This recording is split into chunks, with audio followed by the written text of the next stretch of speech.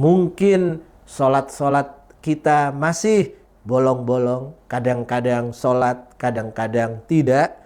Maka bulan suci Ramadan adalah bulan yang kemudian dengan puasa, dengan lapar, dengan haus, mengingatkan kita bahwa kita adalah hamba Allah yang sangat lemah, hamba Allah yang tidak bisa apa-apa, hamba Allah yang bergantung kepada Allah Subhanahu wa taala dalam semua kondisi.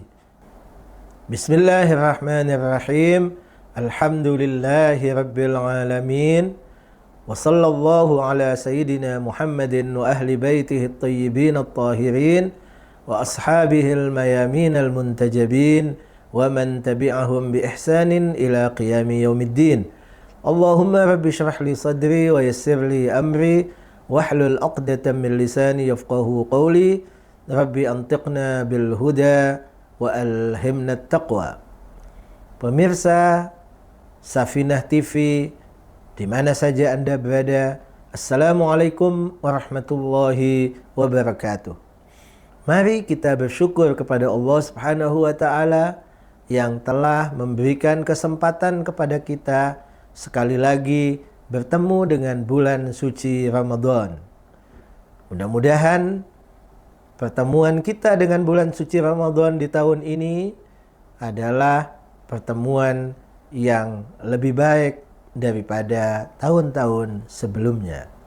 Salawat dan salam selalu kita haturkan keharibaan tercinta Nabi besar Muhammad sallallahu alaihi wa alihi wasallam, keluarga suci beliau serta sahabat dan pengikut setia beliau sampai akhir zaman.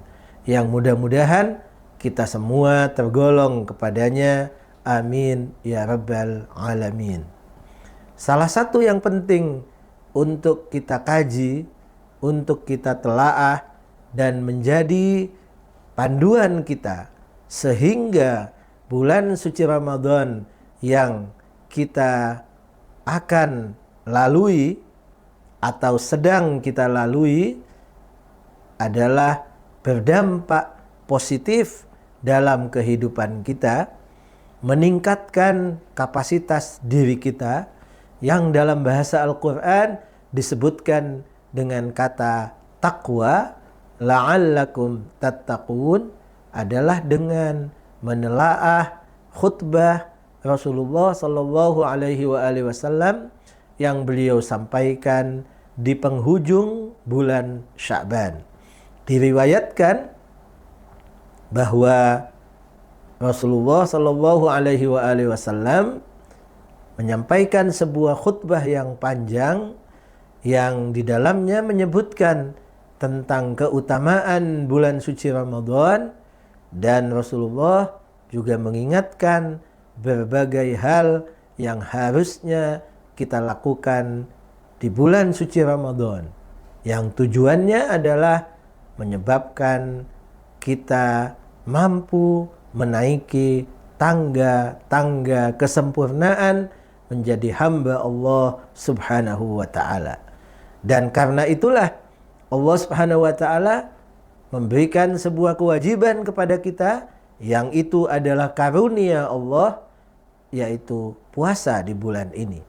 Karena manusia sebagai makhluk yang diciptakan oleh Allah Subhanahu wa taala dan dibekali manusia itu dengan berbagai dimensi, baik itu yang berupa akal, yang juga manusia dibekali dengan hawa nafsu, keinginan-keinginan, dan berbagai dimensi lainnya dalam diri manusia, maka manusia akan cenderung kepada keburukan jika tidak dilatih, jika tidak dipandu, jika tidak dituntun dengan berbagai tuntunan.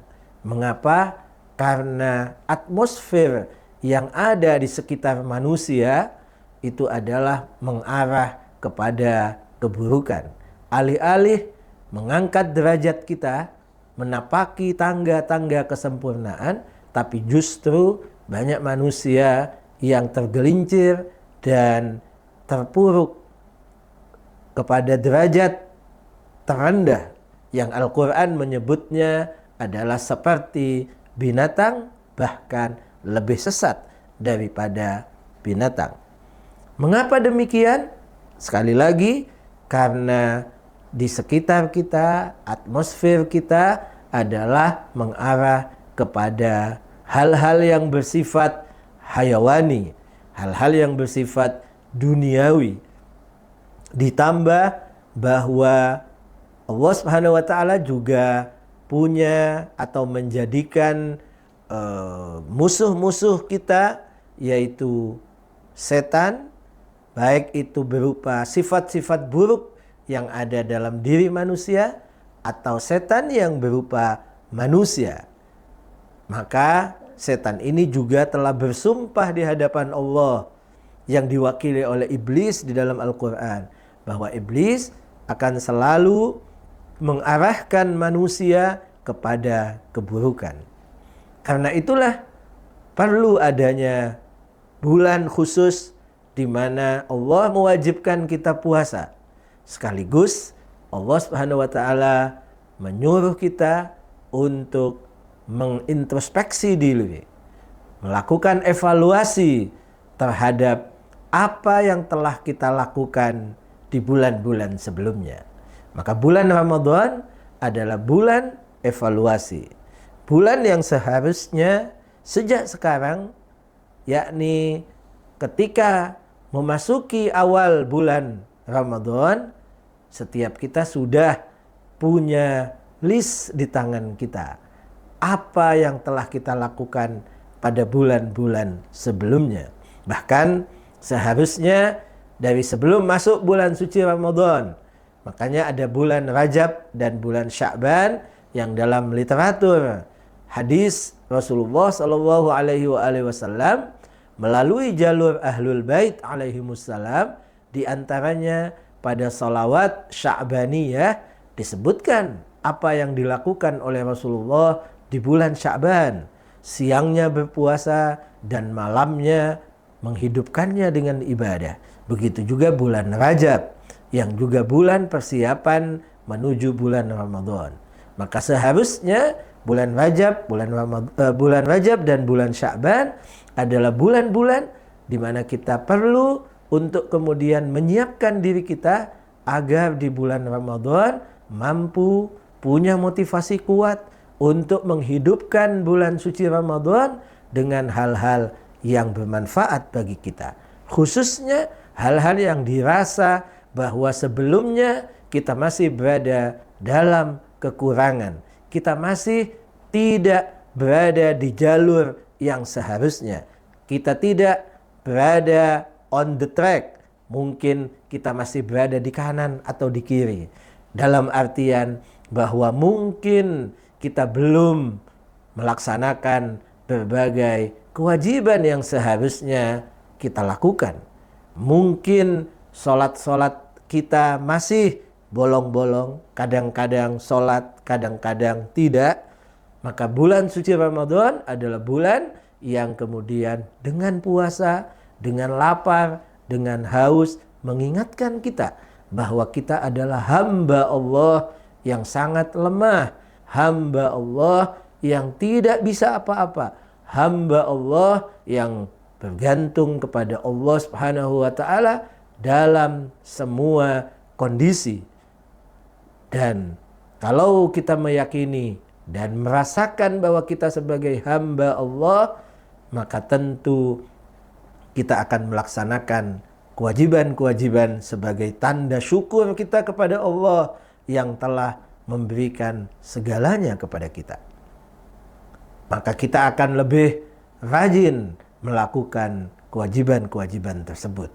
Sholat mungkin, membaca Al-Quran, sebagaimana ditekankan juga dalam khutbah Rasulullah tersebut. Di bulan ini harusnya kita mengisinya dengan banyak membaca Al-Quran. Jadi kalau di bulan-bulan yang lain, di bulan sebelum Ramadan, kita malas membaca Al-Quran, kadang-kadang kita baca dalam hari-hari kita, kadang-kadang tidak, maka di bulan suci Ramadan haruslah ditumbuhkan untuk membaca Al-Quran. Karena itu Nabi bersabda bahwa bacaan Al-Quran yang kita baca dilipat gandakan pahalanya oleh Allah. Itu artinya Nabi ingin memotivasi kita supaya kita rajin membaca Al-Quran. Dan kita juga punya teladan. Rasulullah Shallallahu Alaihi Wasallam di bulan suci Ramadan membaca Al-Quran bersama malaikat Jibril dan para imam suci Ahlul Bait, khususnya Imam Ali Zainal Abidin alaihissalam, disebutkan beliau adalah membaca Al-Quran di bulan suci Ramadan dengan menghatamkan Al-Quran sebanyak 10 kali. Artinya setiap 3 hari beliau menghatamkan Al-Quran. Walaupun mungkin kita tidak mampu, maka paling tidak kita baca Al-Quran semampu kita. Tidak boleh hari berlalu tanpa bacaan Al-Quran. Dan tentu akan lebih baik ketika di saat membaca Al-Quran juga kita berusaha untuk merenungi makna Al-Quran. Secara langsung mungkin membaca tafsir yang ada, atau boleh jadi saat ini sudah banyak program-program kajian-kajian Al-Quran yang bisa kita hadiri secara fisik, offline, ataupun online. Banyak YouTube yang telah disediakan, kanal-kanal yang disediakan di mana membahas atau mengkaji ayat-ayat Al-Quran. Di bulan ini juga perlu kita introspeksi diri kita. Sejauh mana kita telah melaksanakan apa yang harusnya kita lakukan dengan anggota tubuh kita. Anggota tubuh yang diberikan oleh Allah Subhanahu wa taala kepada kita, sudahkah kita tempatkan pada tempatnya? Ingat, manusia saja ketika mendapatkan sebuah kenikmatan, ketika mendapatkan sebuah fasilitas, saya ketika diberi oleh seseorang misalnya sejadah, maka hukum akal sehat mengatakan wajib bagi saya untuk berterima kasih kepada yang memberi sejadah kepada saya. Dan ungkapan terima kasih tidak cukup dengan kita sampaikan terima kasih saja dengan lidah kita. Tetapi kita harus menggunakan sejadah tersebut sesuai dengan keinginannya, sesuai dengan fungsinya, yakni saya gunakan untuk sholat. Saat itulah orang tersebut akan menganggap saya sebagai orang yang pandai bersyukur, pandai berterima kasih. Dia akan menganggap saya abai, saya tidak berterima kasih ketika sejadah itu tidak saya gunakan semestinya. Misalnya saya gunakan hanya untuk pajangan di salah satu tembok sudut rumah saya. Boleh jadi terhormat di atas tembok, tetapi tetap orang itu akan mengatakan itu bukan tujuan saya. Apalagi kalau kemudian sejadah itu saya jadikan misalnya keset untuk sandal kaki atau sepatu kita, maka pastilah dia akan marah. Dia akan kemudian menuntut dari saya untuk tidak melakukan itu. Dia akan bilang, silahkan Anda tidak menyampaikan ucapan terima kasih, tapi jangan diperlakukan seperti itu. Maka coba kita bandingkan dengan apa yang diberikan oleh Allah Subhanahu wa taala. Allah memberikan mata kepada kita, telinga kepada kita, hidung, mulut, lidah, tangan, kaki, dan berbagai anggota tubuh lainnya. Paling tidak panca indera ini haruslah menjadi fokus kita, bahwa jangan sampai panca indera ini kita gunakan untuk sesuatu yang bukan diinginkan oleh Allah Subhanahu wa taala.